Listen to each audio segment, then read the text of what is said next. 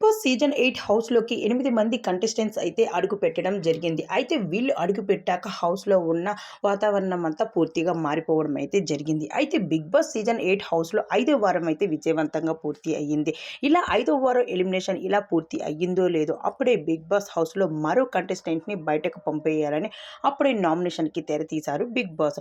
ఈ వీక్ నామినేషన్‌లో open nomination design చేయడం కూడా జరిగింది కంటెస్టెంట్స్. అయితే హౌస్‌లో ఉన్న కంటెస్టెంట్స్ అందరినీ గార్డెన్ ఏరియాలో నిల్చోమన్నారు.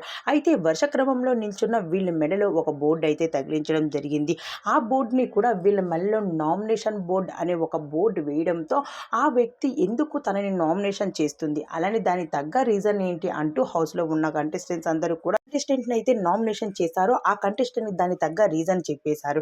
అయితే హౌస్‌లో ఉన్న కంటెస్టెంట్స్ అందరిలో కూడా అక్కడ విష్ణుప్రియకి ఎక్కువ ఓట్లు రావడం జరిగింది.